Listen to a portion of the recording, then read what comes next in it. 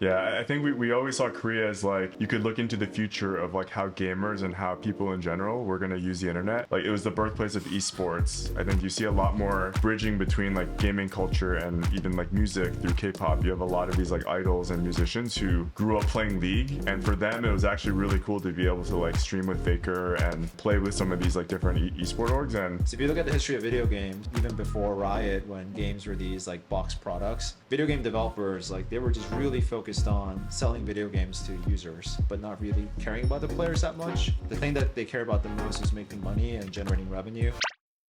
안녕하세요. 드림플러스와 함께하는 미래 비즈니스 트렌드와 돈의 흐름을 소개하는 팟캐스트 퓨처텔러의 호스트 장원준, 안재구입니다. 한국의 스타트업들이 글로벌 시장 규모 대비 가장 잘하고 있는 시장이 있는데요. 바로 온라인 게임 산업입니다. 우리나라는 전 세계 GDP의 1.7%를 차지하고 있는데 게임 산업의 국내 점유율은 6.9%로 굉장히 잘하고 있다고 볼 수 있습니다. 역사를 따라가 보면 한국 게임 시장은 1990년대 중반부터 개화해서 한국 벤처 생태계의 가장 기둥이 되고 있고 자수성가한 창업가가 많은 시장으로 알려져 있습니다. 특히 요새 가장 유망한 고객인 젠지를 중심으로 하여 온라인 게임이 그들의 삶에서 차지하고 있는 비중이 남다르다고 하는데요. 이번 영상에서는 전 세계 혁신의 중심인 실리콘밸리에서 온라인 게임에 집중하여 투자하는 이머징 VC인 패트론 펀드의 파트너인 브라이언과 제이슨과 함께 이 분야가 왜 뜨는 것이고 어디로 향해 가고 있는지 데이터와 약간의 상상력도 발휘해서 깊은 이야기를 나눠보겠습니다. Could you please introduce yourselves? Hello, my name is Brian Cho. I'm one of the co-founders of Patron. I started off my venture career at Andreessen Horowitz back in 2012. Spent time there investing in consumer. And then after that, I joined Riot as the head of investments and acquisitions in 2014, and then spent 7 years there as an executive, helping scale the company. And then that's where I met Jason, and we decided to co-found Patron together after that. hi, I'm Jason Ye. I'm the other co-founder of Patron. I started my career in venture at Firstmark Capital in New York. We were the Series A co-lead in Riot Games. I ended up leaving Firstmark to join Riot when the team was about 30 people a few months before League of Legends launched, and I spent almost 9 years there building out publishing, international expansion, so got to work a little bit on the League launch in Korea, and then I moved to Berlin where I built and ran a team focused on esports in Europe. Yeah, I co-founded Patron with Brian 3 years ago. So thank you for a brief introduction. Before we jump into the conversation, I heard today is a really big day for you guys, right? Yeah, it was a big milestone. We announced $100 million Fund 2 that went public today. Congratulations. You literally announced the launch of new fund today, right? That's right. Yeah. Congratulations on successful launch of Fund 2. Today we're going to talk a lot about gaming industry, applying gaming lens to other businesses. I would like to ask, what is your unique definition of game? I think our definition is much broader than most people. I think when people think about games as purely video games like League of Legends or Valorant, right? I think for us, games is lens that we use to evaluate interesting consumer companies, and we would actually make the argument that some of the most compelling consumer companies of the last generation had gaming elements baked into it. So it's a much broader definition. The thing that we're most excited by are products that use elements of games as like maybe it's like the deep game design progression loop, but also products that are going after this audience, you know, the 3 billion people that are growing up with games and playing games. That's the definition and the lens that we use to think about these opportunities. Could you briefly introduce your past professional experiences? Especially, I want to understand your key experiences in Riot Games that shaped your thoughts on investing into gaming industry. And also, it would be nice if you guys can share notable investments you have made. I started at Riot pretty early, and I would say my role was not so much focused on investing as it was helping to launch the game originally. So helping to build publishing when we launched in US, Europe, a handful of international markets. I think the important lesson that I learned there was Riot was a company that was very focused on understanding their audience and basically leveraging the community to help grow the game itself. It was also one of the few US-based companies that ended up becoming very successful outside the US. So we invested a lot of time launching Europe, Korea, LATAM, Southeast Asia, and then China. I think a big takeaway there was just the importance and advantage you have if you really understand who your players are, how they want to interact around your game. Yeah, I mean, I think Jason also was Riot's first business hire. and then he worked in the Series A of Riot. I think saw the opportunity before a lot of people in terms of how this is a special company. I think Riot was a special company because you got to see, even in 2014, there was just this massively passionate audience that was behind this game. And I think it was like eye-opening for both of us that how the younger generation spent time online is very different than even how we spent time like growing up, right? Especially Gen Z. I think the most eye-opening thing for us, and this is kind of the genesis for Patron and the thesis behind why we started the firm, is for kids today that are growing up on games like League of Legends, Minecraft. The United States, actually, half of US teens are growing up on Roblox every week, which is a pretty impressive statistic if you think about it. So our perspective was like, the future internet users are going to think that products like Roblox and Minecraft and Discord are closer to what we think is like Facebook and Instagram, and they're more gaming native. And that was the thesis behind why we wanted to start Patron and invest into this category. I am the first generation who plays the League of Legends in Korea. So there is a generation who played the League of Legends in Korea as a United States server. Okay. Yeah, so Wow, there's the beta server. yeah, that's right. That's so, hardcore. Yeah. so we call that the Bumi 시절. We grade the players who started the League of Legends in Korea. So much of people's love the League of Legends in Korea. I think Riot was also an interesting company because, the name Riot comes from the idea that a lot of gamers are going to be rioting for their right or what they're really passionate about. So if you look at the history of video games, even before Riot, when games were these like box products, video game developers, like they were just really focused on selling video games to users, but not really caring about the players that much. The thing that they care about the most was making money and generating revenue. And free-to-play games before Riot were also about like, how do I get every cent out of every user? There's like a lot of casino games and games that were about value extracting. I think that was like a special thing that Riot did, was they actually really did care about the players. And I think that's why Korea was actually, Jason will probably tell you more, but it was a very strategic territory for us. That's why they opened the Korea office, which ended up being one of our best international offices. We cared a lot about, we used to call it the crystal ball in terms of like the regions that we look into. Yeah, I think we always saw Korea as like, you could look into the future of like how gamers and how people in general were going to use the internet. And it was definitely one of the first markets where playing games was more than just logging into the game and playing against people online. It was like it was the birthplace of esports. I think you see a lot more bridging between like gaming culture and even like music through K-pop. You have a lot of these like idols and musicians who grew up playing League, and for them it was actually really cool to be able to like stream with Faker and play with some of these like different esport orgs. And I think we really took that to heart, because even though it happened first in Korea, it ended up happening in almost every other market we were in, where it became this part of youth culture that expanded way beyond just like when you're actually logged into playing the game. It covered like your favorite sports teams and who you cheer for, the music you listen to, and then more recently even watching the Arcane show on Netflix. It becomes something that you kind of think about and do the entire day, the entire week, not just when you're in the game. And can you guys introduce your most notable deal as an investor? So right aside, which we've already talked about, I think one of the angel investments I'd made prior to starting Patron, another one where idea of like Riot and building community influence was, I was one of the first investors in this media company called 88 Rising, which ended up becoming strong kind of portfolio of music artists that ended up creating a lot of different types of content even outside of music. I think one thing that they tried to do specifically around Korea was find artists didn't fit the traditional like K-pop mold and try to work with them to help build like a more unique personality and a more passionate community. And so I think one learning there, and something we take on the Patron front, is the importance of really understanding kind of core fans and in terms of like helping people build culture around your product. And so that was one where it was also a very international company that had artists across like most of Southeast Asia, Korea, US, etc. I was kind of most known for back at Andreessen Horowitz was helping source Oculus, which is a virtual reality headset that now Meta acquired for over $2 billion and is an important part of their technology and thesis. So I think that was an interesting investment back in 2012. Like a lot of people were not really into hardware at the time. Oculus was just basically a cell phone like on a ski goggle and had a lot of issues, right? Like people would get sick and there would be motion sickness. But, you know, similar to like how we think about Patron, our thesis, Oculus, we felt like was a potential to build a new type of computer. Because historically, computers have always been like the personal computer or there's like the mobile phone. But we felt like something like a VR headset could actually create the next generation computing platform. And we actually liked the fact that they were using video games as the initial wedge. Because if you think about the history of computing, like the 386 to even the internet, mobile phone, games have always usually been the first consumer product that begins to take off and get people really excited. I mean, if you even think about Korea, I think a lot of the reason why online adoption happened was even games like StarCraft and like Lineage and like these products that really brought people together. So I think those are the companies that really excite us, is how can you use games and build something a lot greater and bigger.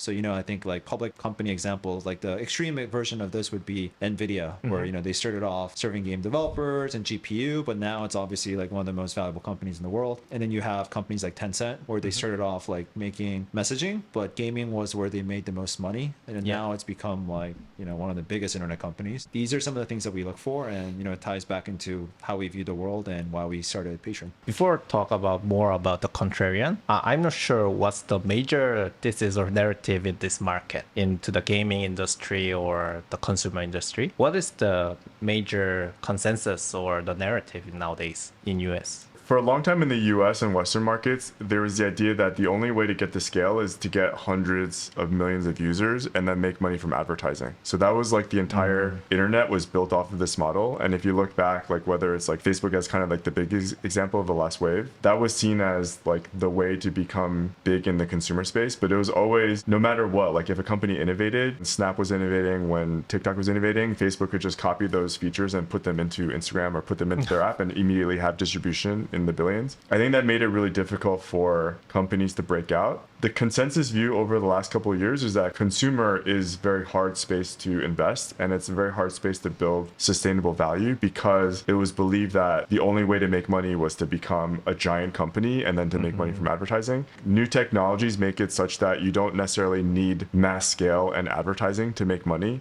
There should be better ways for people to just use the internet to buy things, to learn, to play games, to shop, that don't entail getting to hundreds of millions and charging a CPM. I think it's still early because there haven't been a lot of recent examples of breakout companies, but we feel like it's the perfect time to be focusing on this area. Also, if you think about the users themselves, like the people that grew up on Roblox and Minecraft, they're now in college, they're now working professional jobs. And so it's no longer just like kids where you're trying to project like how they use their phone and how they use tablet. These are now adults that have spent the last like 10 plus years playing games. The audience is now ready to kind of adopt new technologies. I want to talk a little bit more about global gaming sector. From a top level perspective, what's really happening in this global gaming industry and what are the hottest topics in this field? I mean, games have really grown a lot in the last 20 years. So if you look at pre-internet around 1999, there were only 100 million gamers worldwide. That was like the total addressable market, right? And then you look at the world today and it's actually getting close to 3 billion. Vast majority of the world are playing some form of games. In the United States, actually, one of the biggest newspapers called the New York Times started creating their own games. And they bought a very popular consumer app called Wordle. And now the New York Times actually has a gaming division. If you think about like the newspapers, a lot of people like grew up with like playing crossword puzzles. It's to show, I think, like the magnitude of how many people consider themselves gamers, and the definition of games have just gone way bigger than before. The most interesting consumer internet companies of the future will have some element of gaming. We're different in terms of how we look at the world. Is we care less about like, oh, is short form video or marketplaces or like AI or crypto. If you look at like how the 5-year-olds, the 10-year-olds are using the internet, like how do you think about what's going to be the next big service? And I think that's like the youth of like these gaming natives that are growing up with these products are probably the trend that we care about the most as a firm. One thing I would add is the opportunity to build a very large business is more possible today. Previously, when it was like PC subscription or when it was console games, like if you got to like single digit million or tens of millions of users, that was considered like a blockbuster hit. And I think the reality now is like you see League of Legends, you see Fortnite, you see Roblox, like they have hundreds of millions of players around the world.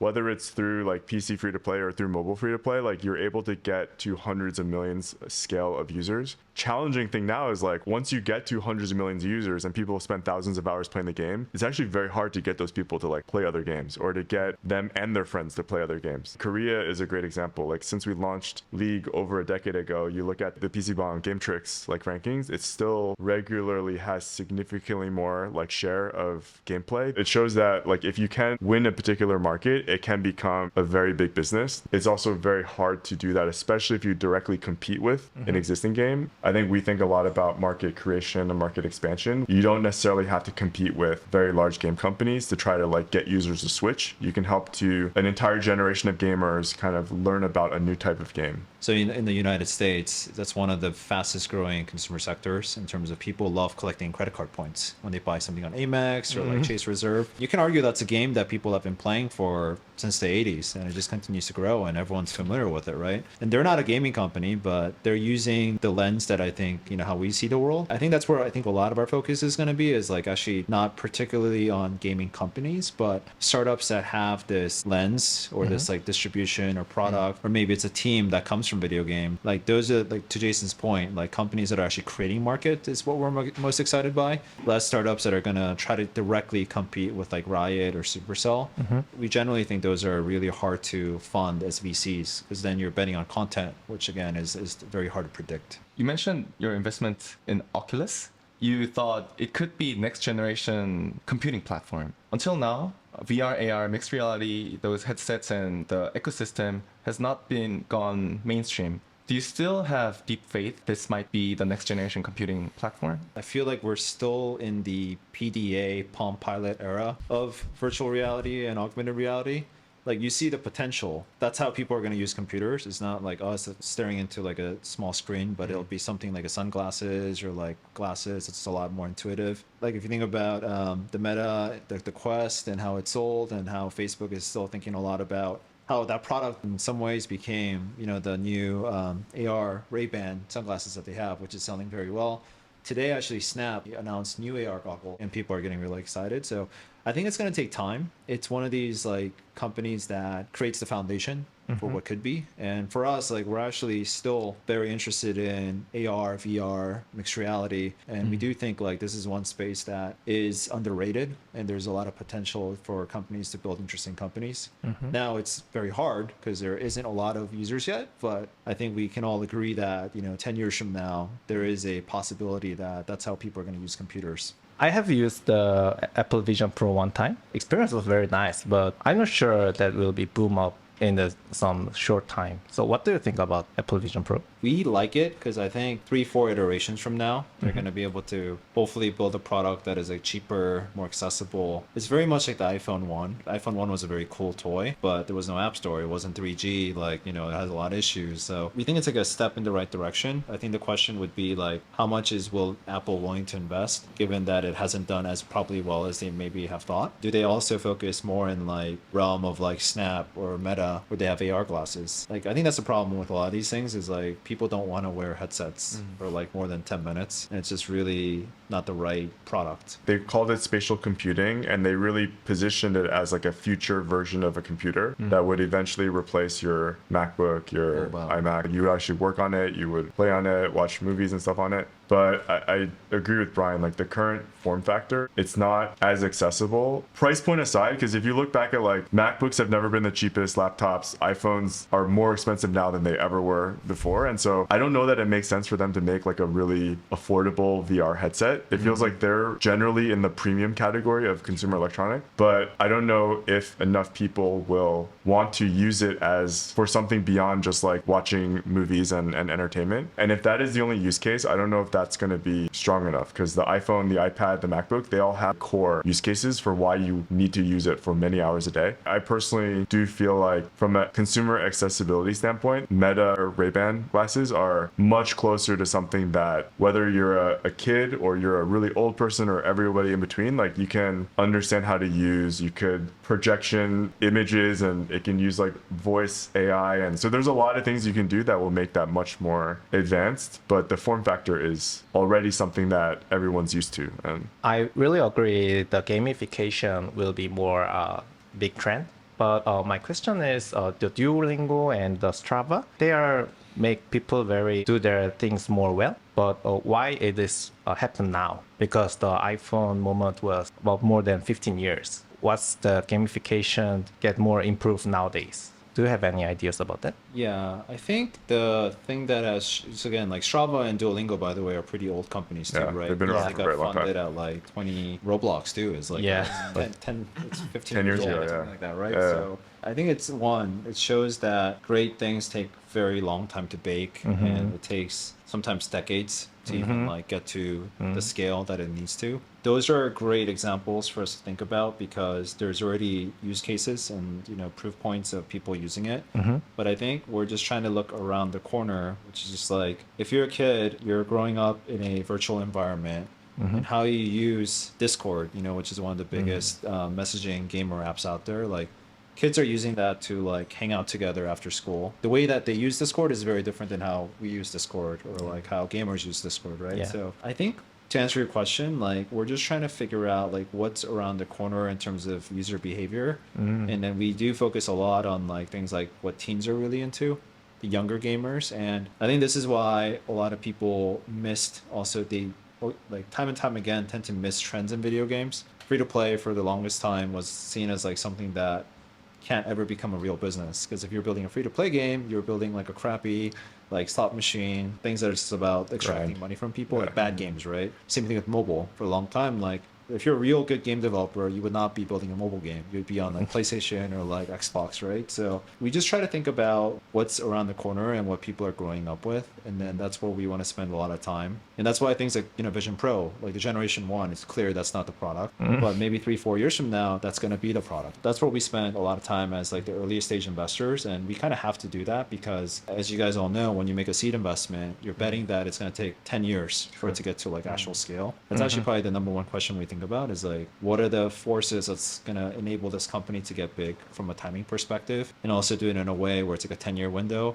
not like a 20 or 30-year window, which I think is just, again, like that doesn't work with our business model, right? I think that's an interesting point. You both mentioned gaming lens applied to other parts of consumer sectors. If it's integrated wisely, it can be a powerful source of joy and motivation. But if it's not well integrated, it's just game and consumer products placed in like right next to each other. So what exactly this is in reality?